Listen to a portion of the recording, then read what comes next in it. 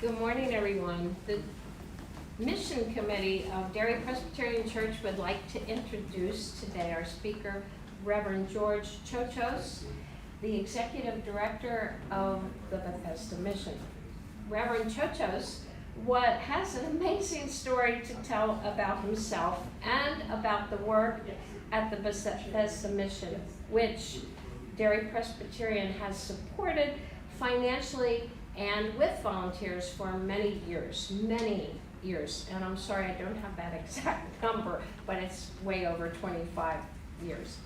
Anyway, let's welcome him today, Reverend Chochos.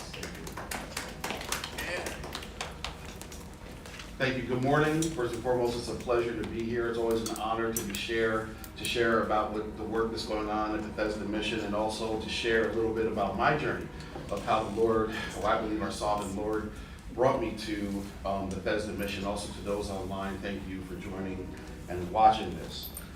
Before I ever get a talk like this, I'd just like to take a quick moment of silence, because many times in transformation stories, I never want the transformation story to override, I think, the pain that produces stories like that. And so I'm here today, unfortunately, at the expense of a lot of other people's pain.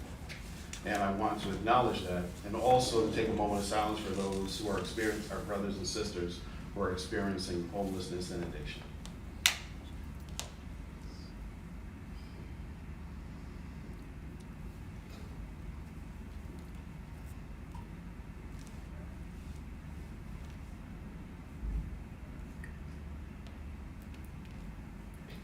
Amen. Bethesda Mission, what you see here actually comes from our most recent gala, where the theme of the evening was beauty for ashes. It comes actually out of the scriptures, out of Isaiah 61, and also Jesus references this in Luke chapter 4 and in his inaugural address as he's starting his ministry.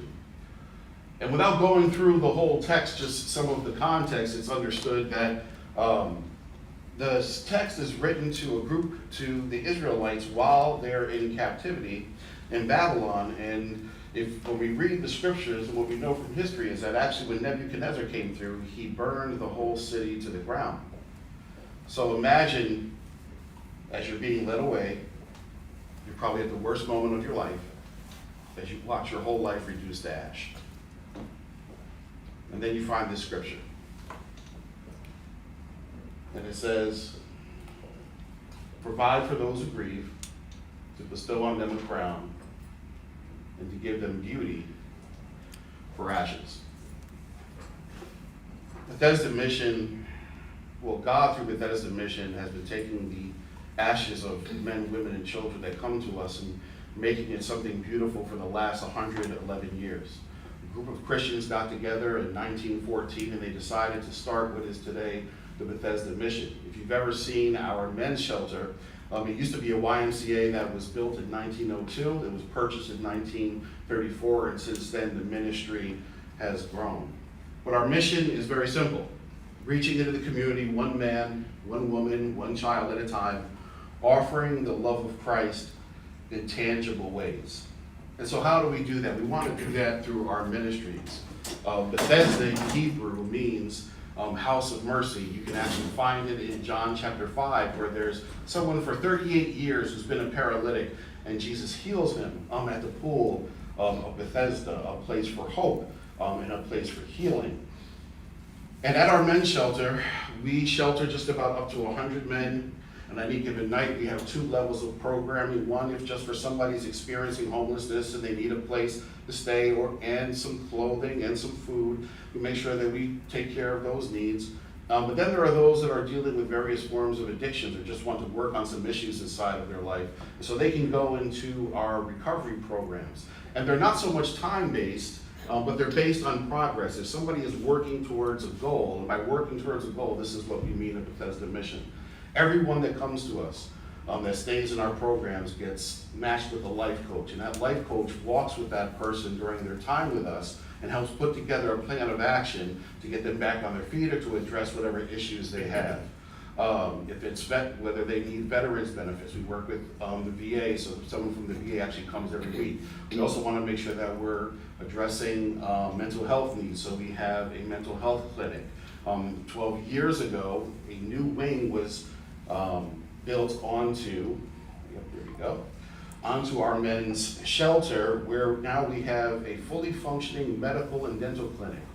Hershey Medical Lion Care actually operates a clinic at Bethesda Mission, where attending physicians come in, and then they bring first and second year students to act as residents, and they provide services.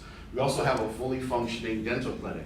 Most recently, if you've gone to your dentist, that they may have actually used now something that looks like an electric toothbrush. They run it through your mouth and AI generates what's wrong with your teeth, where before they would put the old mold in your mouth if you needed dentures.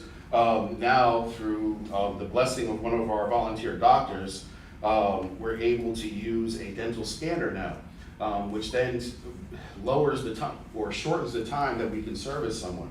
We're also looking to get a dental printer, so that way we can actually print crowns or partials in-house. And instead of it taking 2 to 3 months, it can take 2 to 3 days. We also have a women's shelter where we can house up to 51 women and also 16 children. One of the greatest needs actually that's emerging is women with young children. It is our longest waiting list. It is also one of the most heartbreaking things to have to tell someone, I'm sorry, we can't bring you into this house of mercy because we don't have space. We do partner with a number of organizations. However, that is one of the greatest needs. And I don't go around, I thought the Lord told me not to go around asking for money. I ask for prayer. Because I think prayer can do things sometimes that a check might not even be able to do. So I ask that you join with us in prayer, that if the Lord allows, I'd love to look to expand this ministry so that way we can work with more women and with more children. But I want you to just imagine coming out of bringing your ashes to the door of the Bethesda Women's Mission, you would not know that this is a shelter. And that was the goal of it. And actually the space that you see right here is actually a beautiful sunroom. It was the vision of the last director, who wanted a place where somebody could just come and breathe. They could just sit there and weep if they needed to, and just begin to find a place for hope and for healing. We also want to make sure that the kids are having a good time. So as you can see, we have a playground for them. And also what you don't see here, actually now we have a community garden as well. We also have a community center. And if you were to ask Andre Cooper, who is the director of the community center, he would tell you that his goal is to put the other missions out of business. And so we work with children from the second grade all the way through high school around 3 different types of programming. We have, for our 2nd to 4th graders, we want them to dream, so it's called Dream. Then we want to inspire them from the 5th to the 8th grade, so it's called Inspire. We also want them to reach those dreams after they've been inspired, and so it's called, for the older kids, it's called Reach. We have after-school programming, we have basketball programming, we also have probably, well, if you ask Andre, he says the best summer program for kids. They actually they've gone on more trips than I have this past summer. For example, they go to Ocean City, they go to Dorney Park. The goal is to get them out of this environment and show them what the rest of the world kind of looks like, so that way it informs how they begin to dream and see themselves in the future. One of the things is that many times our children come to us and there's problems in the home, and so they come and they receive the services here but have to go home, and the situation may not be as healthy. And so now we've hired a family coordinator, and the left half of the building is going to be for family services. The right half of the building is going to be for our youth programs. The Lord blessed us this year. We were able to finish what you see here up here. This was actually an open space. There was nothing there. It hadn't been finished because of the downturn, I think, in funds for nonprofits. Number one, we do not take any government money, so we have to produce a $4.3 million budget solely through private means. And that's very specific, so that way we can keep it Christ-centered and also live out who we believe to be our biblical values. The second floor now has been finished, and there's 5 beautiful rooms there. And one of the things, if you would ask Andre, he would say, we want to develop what are called the 7 C's. 4 of them are for 21st century success, whether it's collaboration, creativity, critical thinking, and communication. But then also we want to build what we consider 3 character traits. One of them is confidence. For example, if you're creative but you're not confident, you may not express or even want to develop that particular skill. And so actually right now we're getting ready, we're going to be handing out, we're in the midst of our food drive, so we want to provide 300 full meals for Christmas and for Thanksgiving. That means turkeys, hams, and all the fixings. And so that way when families come, they know that they don't have to make a choice between food or healthcare, or between having what we say Happy Thanksgiving, as opposed to dealing with other issues.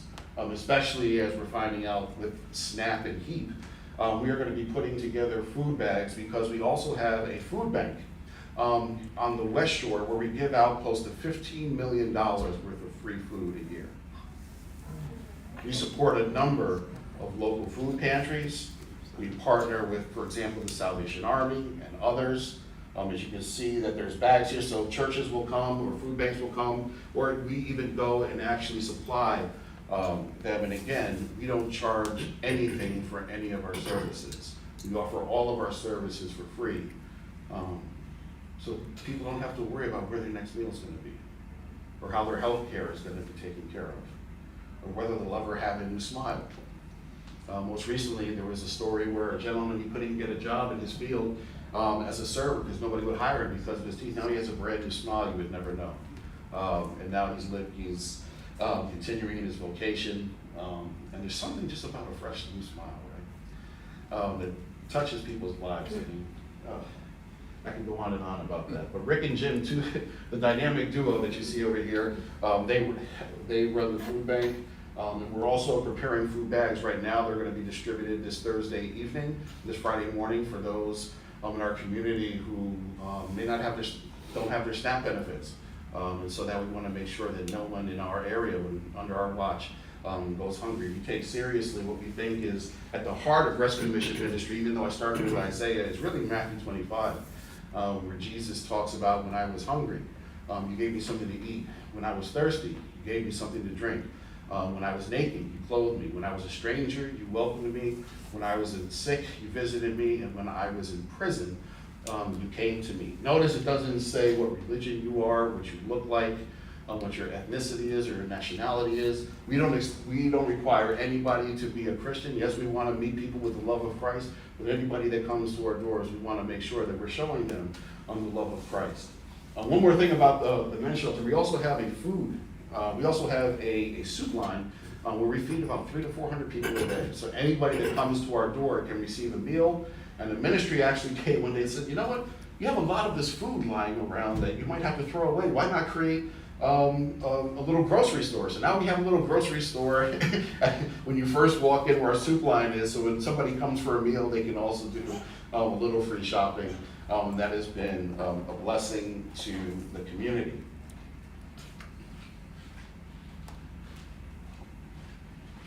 Bethesda Mission sits within a tradition of the ministry of rescue. What you see on the right is actually the very first rescue mission in America. It was started by a gentleman named Jerry McCulley, who came to the United States from Ireland in the 1800s. And he had some issues, and he had some challenges. And he found himself multiple times in the infamous Sing Sing prison that sits on the majestic Hudson River. Built in 1825, fire in 1855. I think the current building was built in 1875, but you can fact check me on that. But in his last time that he went to Sing Sing for thievery, he met a Christian. And he had an encounter with Jesus in a jail cell that radically transformed his life. He did get a communicable disease during his time there that ended up taking his life later on, but he was sentenced to 15 years. The governor pardoned him, I believe, after 7 for good behavior, because they had actually witnessed a true transformation as he had this encounter with Christ. He went back to downtown Manhattan and saw people that he knew living on the streets from prison and experiencing homelessness and addiction, and he started the Macaulay Water Street Mission, which today is the New York City / Bowery Mission. Actually, what was once Sunday Breakfast, which is now Philly House in Philadelphia, was actually the third rescue mission in America. Today there are hundreds of rescue missions around the world. This is what Jerry McCulley would have experienced during his time there. And now this is his mission on Christmas, for the Christmas meal. I believe this is in 1905. That's great. I remember when my life reduced to ash. I grew up in New York in the height of the crack era. Nothing I say is an excuse, but it does give you some context. I could have made better decisions, and I didn't. Adopted by a Greek family at birth as a good Greek boy. I went to Greek school for 6 years. I want to go back and actually tell some of my teachers I'm sorry. When I studied New Testament Greek in seminary, it helped me do so. I was the class clown. I think in my elementary school, if I wasn't at my desk in the principal's office, they probably thought I wasn't in school. And so around 7 or 8, my parents told me I was adopted, and all of a sudden I started to see the world through the lens of difference as a child would. Everything, just like my life, got turned upside down. My parents are my parents, but they're not my parents. My brother's my brother, but he's not my brother. I'm Greek, but I'm not Greek. And so anything that reinforced it, whether it was experiencing racism, being called names, or even looks, kind of reinforced this thing that I was different, that I didn't belong, that this space was not for me. Eventually, my parents were good people, but sometimes they may be good individuals, but not great together, and they struggled inside of their marriage like many other people did. My brother was also adopted, but he was ethnically Greek, and I think my brother and I leveraged their own pain in ways that were not healthy. My brother really was a smart one in the family, but he had a chemical imbalance in his brain, and couple that with hallucinogenic drugs. He was in and out of mental institutions for a good portion of his late teen years and early 20s, which further, I think, drove my parents apart. And at 16, my father and I had a conversation, and sometimes children interpret or what their parents say in ways that the parent didn't mean. And the way I interpreted that conversation, I just psychologically checked out of my family. So at 16, started drinking. At 17, had handcuffs on me for the first time. At 18, first felony arrest. 20, where my son was born 3 months into my first county jail sentence, and tried to go to school and got kicked out of high school. And then when I finally graduated, funked my way out of a few community colleges. I did not put that on my future applications, I'll just say that. I actually went to a school called Street Academy, which was a high school for, I don't like the phrase at-risk youth. I like youth with potential better. I think that's a better phraseology. And so eventually, at 20 years old, I go to jail. I come out, and at 21, my brother decided he couldn't take life anymore. And as I was sharing with some folks, I was the lead dancer for our Greek ethnic group. And the festival was usually the third weekend in May, and it was the weekend of the festival in 1995. My brother took his life. I found him in the backyard of our home. And I had to go and tell my parents, who were working at the festival, that you gotta come home because Nikki's dead. Unfortunately, some friends came around with drugs, and I just went off the deep end. I was already going like this, and then I went like that. Eventually, I was in and out of jail in New York and New Jersey, racking up felonies, until I decided that I was gonna walk into 5 different banks and make a withdrawal. Without having an account. That's bank robbery. I was sitting in a house in Montreal, Canada, Canadian Immigration, Montreal PD, with the FBI until it came to get me. And everything inside of me told me to jump out the second-story window. It was real quiet that morning. I realized why it was so quiet when I looked out the window, because I could see that the police had a police line with everybody from the building behind it with assault rifles aimed at the window. I told myself I would jump, and if they killed me, I'd go be with my brother. The only thing I can say is I believe the hand of God stopped me. I earned myself a 14-year prison sentence, and I too found myself, like Jerry McCulley, in the infamous Sing Sing prison. This is what it looks like today. That's the largest cell block in the country. B block looks just like it. And I found myself there and experiencing reality through metal bars. And as you can see, it has one of the most picturesque views of the Hudson River, so much so that our current president, before he was actually number 45, offered to buy the land and put multi-million-dollar condos.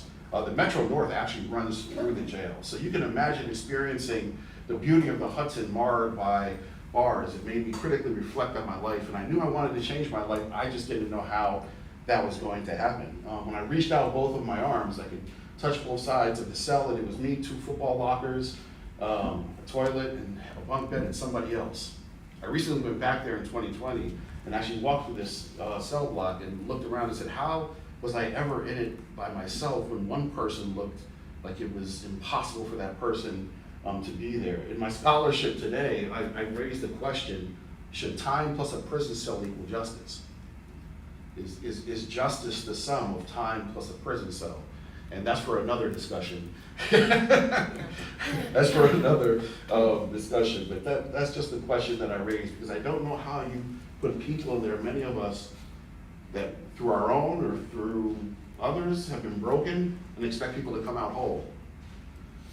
I don't understand how you place people in places like this that force you to survive as an inmate and cut off avenues to being a good father, a husband, a citizen.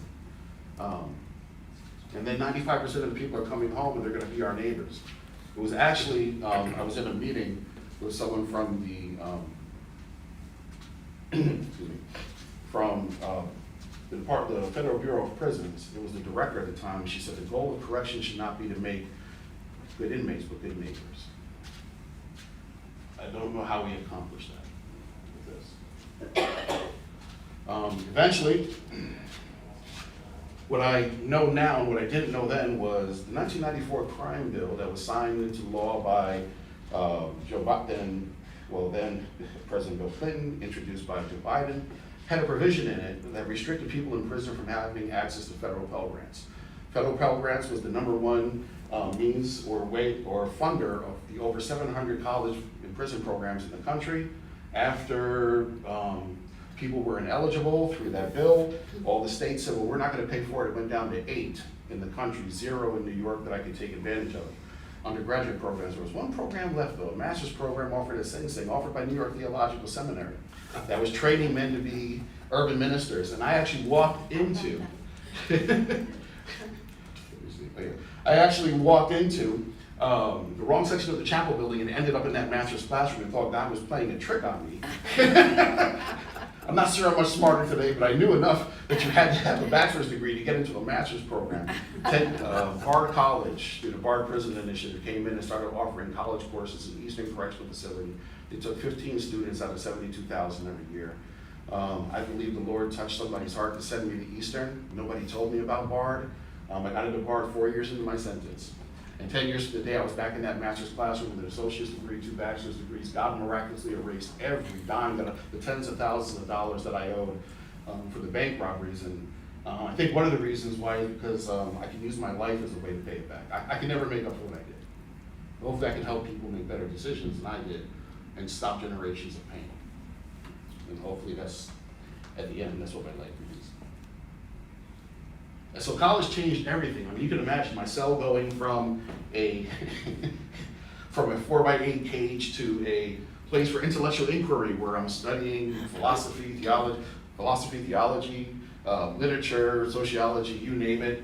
And eventually, the prison yard was no longer, if you've ever seen the show The Walking Dead, it was no longer like an endless show of episode of The Walking Dead, but a place where we would have debates that ended in periods and not punches. The debates in that prison actually, we became so good that Bard's debate team, we started a Bard prison debate team. I wasn't the first one, not the one later on.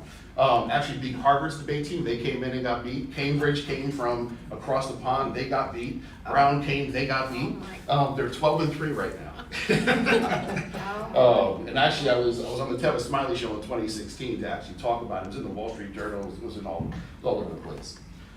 8 years into my sentence, I met a pastor who preached every fifth Friday at the Capital City Rescue Mission in my hometown. My mother wanted to pick me up and take me to Florida because that's where all of our family had moved to, in the Tampa area. However, I felt God was calling me to go back to the place where I once lived for the enemy and do something in his name.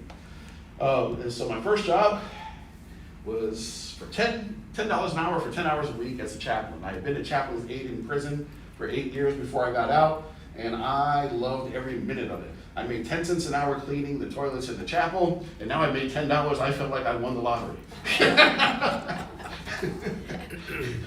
And I felt that still to this day that God had given me the chance to help people move from hopelessness to hopefulness. Eventually, I must not have, okay, I guess I don't have that on here. Eventually, I went, after I got out, I had met someone in the master's program. Our professor used a textbook co-authored by 2 Yale University School of Divinity graduates. I had no idea, I knew about Yale, I had no idea what a divinity school was. And we were reading a book co-authored by 2 Yale Divinity School graduates who happened to be doing a book tour down the street from Sing Sing. My professor invited them in. I said, what's the possibility of somebody like me going to a place like Yale when I get out of here? They knew something I didn't. Yale denied everybody with a felony record. And so when I got out September 23rd, 2011, a year later I found myself walking around Yale with a gentleman I met in prison. I was the first, then I was accepted and given a full scholarship, so I was the first formerly incarcerated person to go to Yale Divinity School. What I don't have on here is, if you saw, my mother kept this in the back of the newspaper. It was from the back of the Sunday newspaper. I found it when I got out. It was under her candy dish where she would watch TV every night. I can imagine her sitting there crying, thinking, like, where did everything go wrong? And probably blaming herself. My father died in 1997, by the way, so she was alone all those years I was in prison. But there was an article that came out on the front page of the New Haven Register in my first semester, from jail to Yale. It won the Society of Professional Journalism's Award. And you know what I did? I went and bought every physical copy I could find. Because I wanted to exchange it with my mom and say, Mom, you ain't got to read this one no more, just read this. After it, I ended up getting 2 graduate degrees, including one of 3 preaching awards. You can be the judge of whether I deserved it or not. But then I went to work at the Bridgeport Rescue Mission, where I helped to design, yep, there it is. Okay, so this is what came out in the New Haven Register. That's me when I had a little bit more hair. I was a little thinner in 2013. But again, notice how it was in the back of the newspaper. This was on the front page, and I was just ecstatic. You can imagine what it's like to go from a place like that prison I showed you to a place like Yale. And the difficulty. That's me and my mother and Fred. I have 2 pictures on the wall at Yale. You know, I joked with my mom. I said, you know, the last time my face was probably on the wall. But before she passed 2 years ago, she got a chance to see her baby boy graduate from Yale. I also went to work at Georgetown after leaving the Bridgeport Rescue Mission to work for our first of its kind reentry program. We're the McDonough School of Business, along with the Prisons and Justice Initiative of Georgetown, with the DC Department of Employment Services, started something called the Pivot Program, which offers a certificate in business fundamentals and entrepreneurship to formerly incarcerated DC residents, where DC actually has the largest number of people that are returning from prison. It's around 10% of the population. But then I left there, and they handed me the Healy Fellowship when I got into their PhD program. So I'm also 4 years in, gearing for my Islam exam, where I'm also the first formerly incarcerated Healy Fellow PhD student in the Theology and Religious Studies program, where I do comparative theological work between Christianity and Islam. Well, a stream of each. There's no such thing as Christianity or Islam. And then ultimately, let me see if I have, I don't have it here. Okay, let's go here. I left Georgetown. Remember I mentioned about the 1994 crime bill. Well, in 2020, I worked on the team. I was the federal policy lead on Capitol Hill to get Bobby Scott in the House and Lamar Alexander in the Senate to put together what has now been passed in 2020, the FAFSA Simplification Act of 2020. So if you have kids or grandkids that are going to school, you'll notice that the FAFSA form is no longer 108 questions, it's only 38, and there's no more felony record for the 80 million people in America that have a felony record. So now everybody in America has access to federal Pell Grants because of the work myself, Prison Fellowship, and some other advocacy groups did on Capitol Hill. So then it was like, well, what do you do once you change the prison world and change this bill? It was the most landmark bill in the last 30 years for criminal and prison reform, criminal legal system and prison reform. Well, I moved, and this was through the Derry Institute of Justice. I moved to a different initiative, and it was our job to go from, remember I said there were 772 college and prison programs, went down to 8. It was like, how do we now rebuild the college and prison infrastructure? And so we were tasked by the Department of Education to be the technical assistance provider for all the college and prison programs. And so I had 6 states where I had to rebuild the college and prison infrastructure, and this was my state. Oh, my. So outside of Villanova's 50-year program, every college and prison program I had a hand in helping develop, and now anybody that goes into a prison in Pennsylvania can actually can go through a pathway to get a degree at either, get a bachelor's degree at Villanova or at Penn State, and praise God for it. So then it was like, okay, well, we worked our way out of 2 jobs. What do we do then? I looked on City Gates Network and saw that the job that I'm currently in was there. It was open. I applied for it. The board prayed that it would be a unanimous decision, and last year they voted me in. And so I got out of prison September 23rd, 2011. Went to work for a rescue mission for $10 an hour for 10 hours a week as a chaplain. And on September 23rd, 2024, I started as executive director, where I served as president and CEO of this 111-year-old House of Mercy.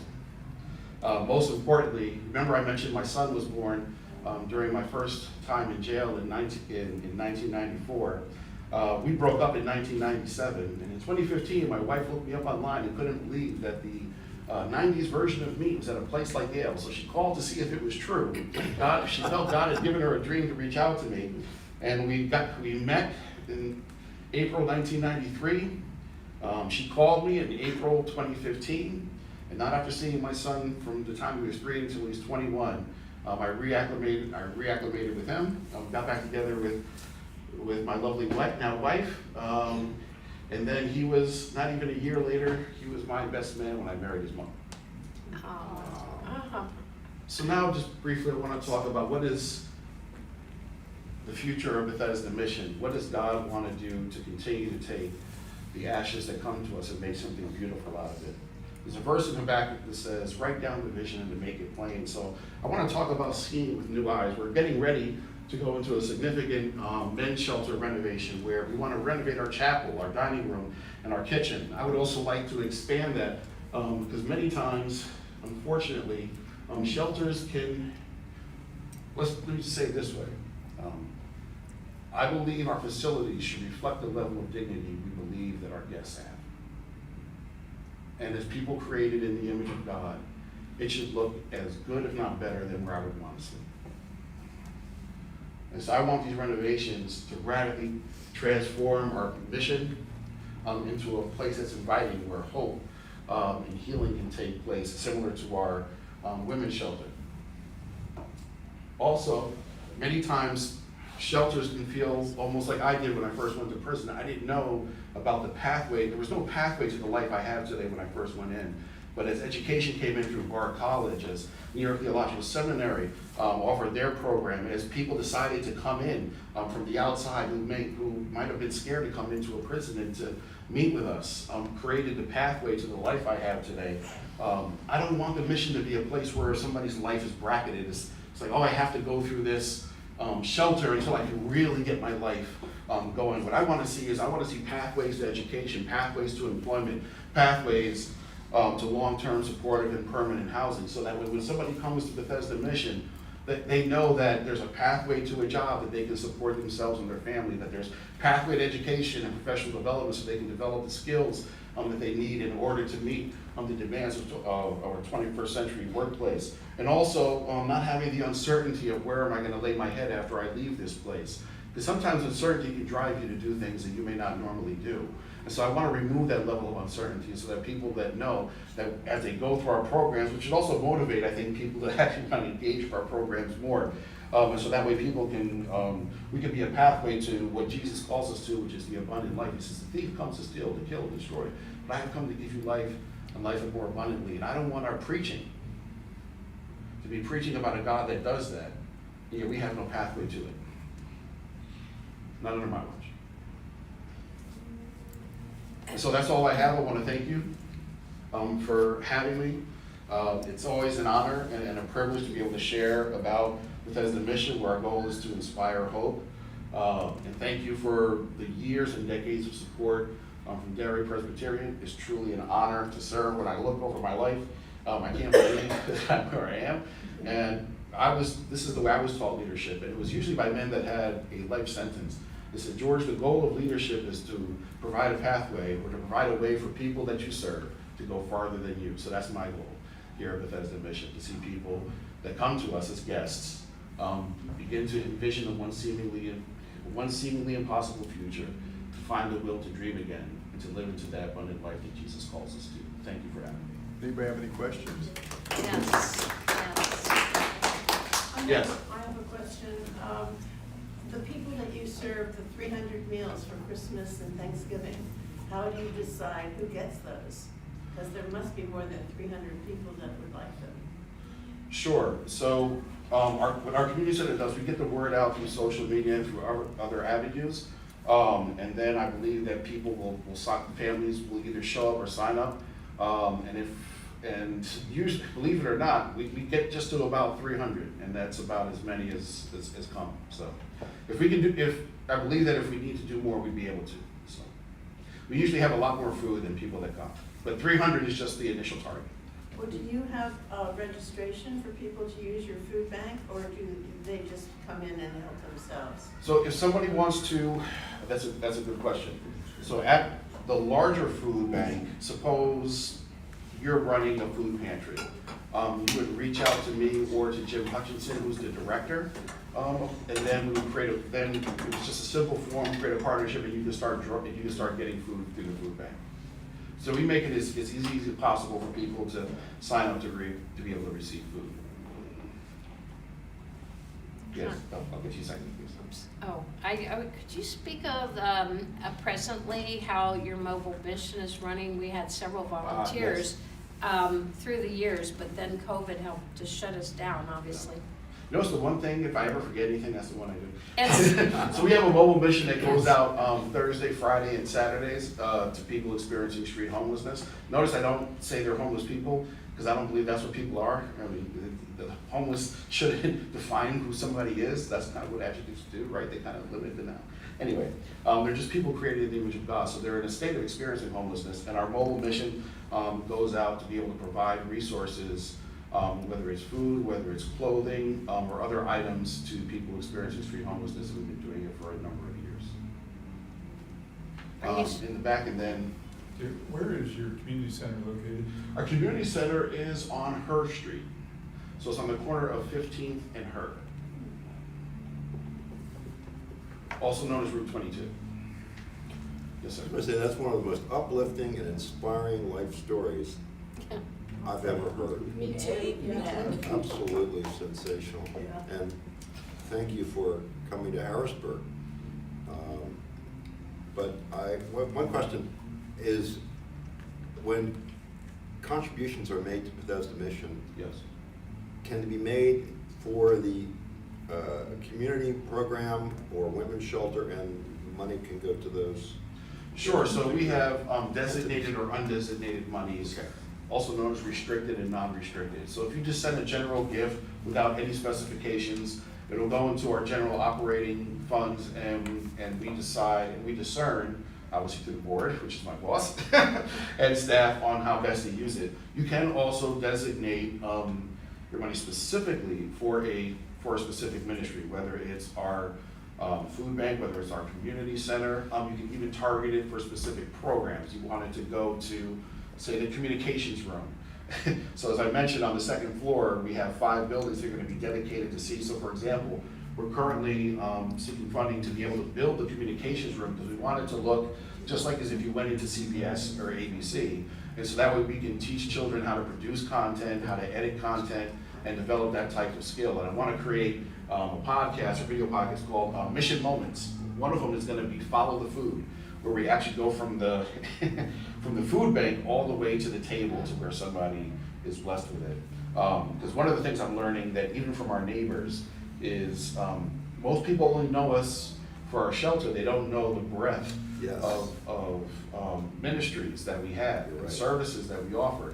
And so I kind of want to have like a come and see or learn about Bethesda Mission anew, and so that way people can know, and mostly however the Lord leads to partner, whether it's through volunteer, whether it's time, talent, and treasure, but allowing people to know. And also we want to, so in my walk, I want to see what we can do to actually be more, instead of just receiving, how we can be more helpful to the community. What are the services? So for example, we have Representative Nate Davidson, who has a pop-up office at the community center to provide constituent services for people in the community. So people can come and receive services, and we can also support the community, not just be supported by the community. Recently, the homeless had to transfer from one place to the other. Can you comment on the relationship between Bethesda Mission and that? Sure. So I think a lot of the planning happened before I started, so I can't speak to that.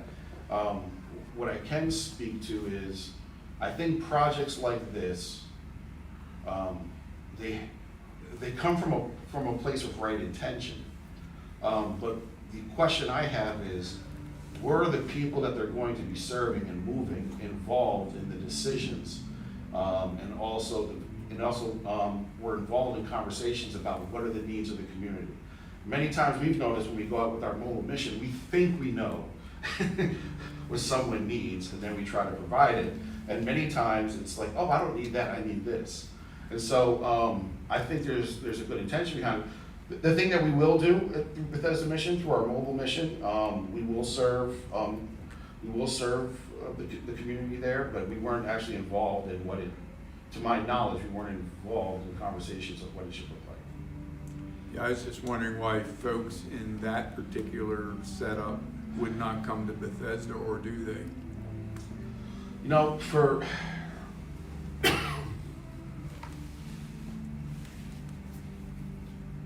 many of our brothers and sisters that are in that situation are dealing with a number of different things. For example, sometimes it's mental health.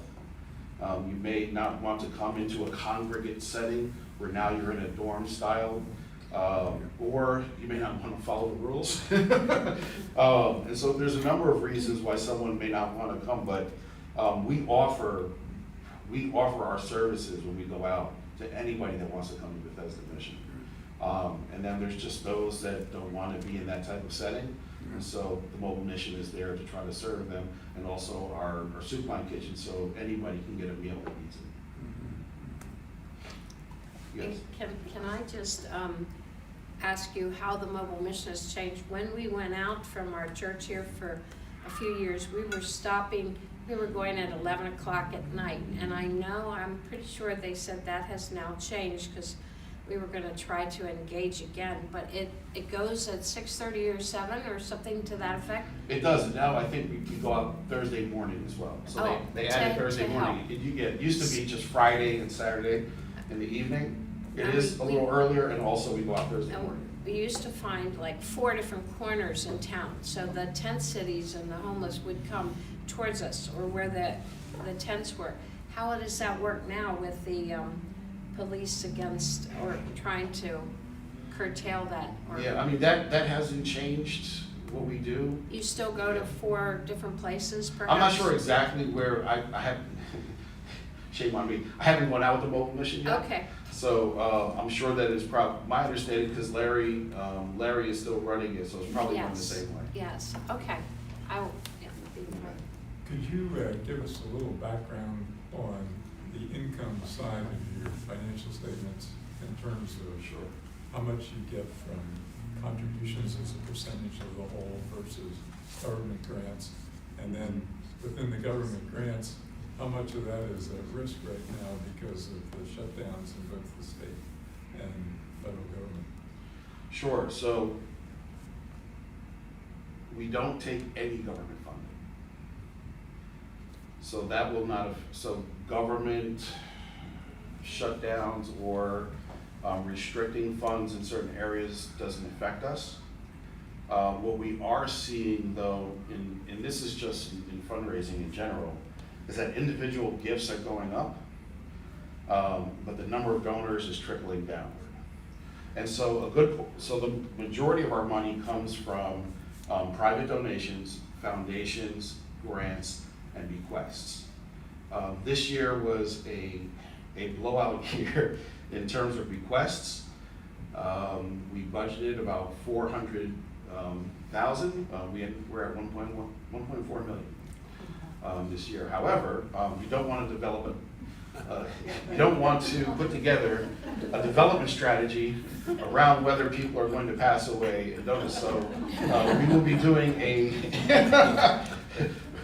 we're going to have a day of where we're thinking about our development strategy for next year. But that's where the money, the majority of the funds comes. So it's well, all of it. Individual gifts, foundations, grants, and bequests. In the back. Yes, could you tell us the meaning and background of the name Bethesda? Actually, we used to live in Bethesda, Maryland. Yes, I know Bethesda, Maryland well as I lived first in Gaithersburg and then I moved to Alexandria, so Bethesda was very close. So Bethesda in Greek means house of mercy, and you see it prominently in John chapter 5, where Jesus goes to the pool of Bethesda and heals the person who had been laying on his mat for 38 years. And so we want to be a house of hope and healing as well. I saw another hand. Are you still using WHP? Years back, when I was driving around the city, seemed like forever, I'd hear about, time to donate a turkey or a ham, and that was, on WHP. And that's one of the ways I knew about when you were collecting and fundraising, that speaks to a lot of small donors. I think it came out either a week or two ago on the Saturday morning show. I did do an interview with WHP to discuss our food drive. So we are still using WHP. I'm looking to expand that, and hopefully that'll be next year. Yes, ma'am. The Boy Scouts just came around Hershey yesterday, put food on your front porch, we'll pick it up, blah, blah, blah. My sister works at the food bank in Hershey, and she said, we get, truckloads of, caseloads of stuff and all that. That's what that food bank wants, she says. So they don't want all these, cans from your pantry that might be expired and everything. So what's your theory on that? Or do you accept that kind of food or what?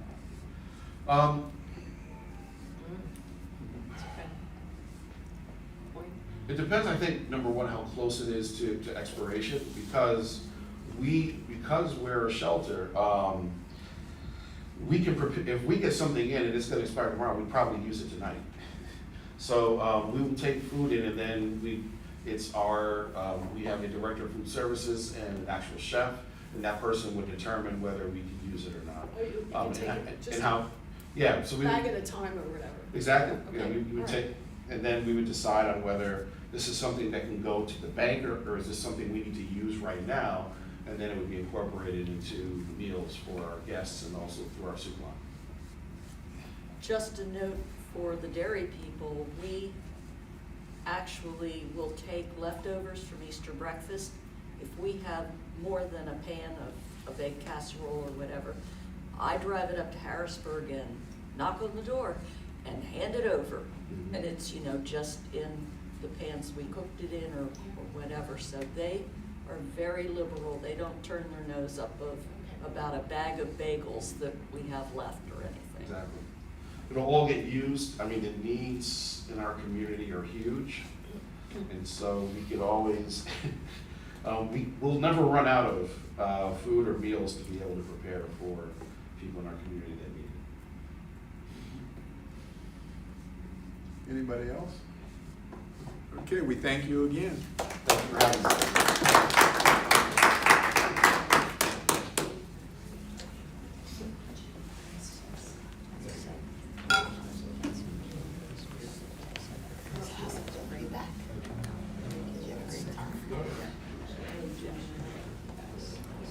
I also have a bunch of business cards here if anybody wants to connect, I'm happy to do so.